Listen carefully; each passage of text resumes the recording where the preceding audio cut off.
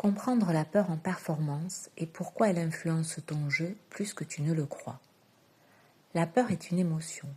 Elle peut être légère ou très intense selon les situations. Mais la plupart du temps, elle est vécue comme désagréable. Pour bien la comprendre, il faut rappeler une chose essentielle. En PNL, on dit que les émotions ne viennent pas sans raison. Elles ont tout un message à transmettre. La frustration peut montrer qu'un besoin n'est pas respecté. La colère peut indiquer qu'une limite a été franchie. La peur, elle, cherche à attirer ton attention. Elle te dit que quelque chose compte, qu'il existe un enjeu réel, qu'une partie de toi veut éviter l'erreur, l'échec ou la perte. Autrement dit, la peur ne vient pas juste déranger, elle vient te signaler quelque chose d'important à tes yeux. À partir de là, la peur n'est plus le problème, elle devient une information à décoder. Et ça change tout. C'est pour cela qu'elle apparaît souvent dans des moments précis, quand tu es exposé, quand tu es attendu, quand tu es challengé ou quand tu peux passer un cap.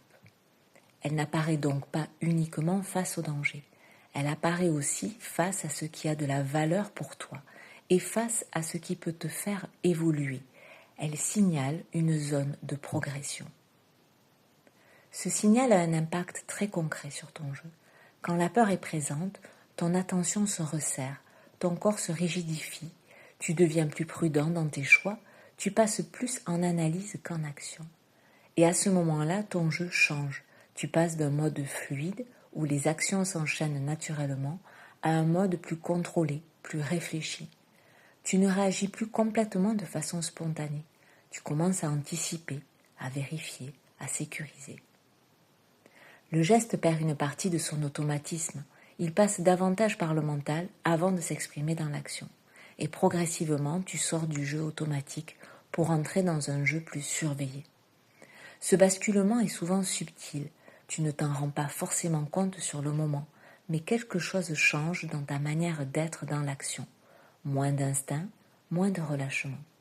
Ce n'est pas forcément que tu joues moins bien, c'est que tu joues différemment. Retiens que la peur est un signal qui ne te demande pas forcément de t'arrêter, mais de t'ajuster. Parce que dans la performance, ce qui fait la différence, ce n'est pas ce que tu ressens, c'est ce que tu en fais. À partir du moment où tu comprends ça, tu ne subis plus la peur de la même manière, tu commences à jouer avec ce qu'elle déclenche. Tu apprends à rester dans ton jeu, même avec elle.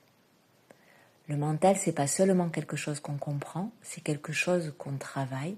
Donc si tu veux progresser, continue ici. Et si tu veux aller plus loin, on peut le construire ensemble.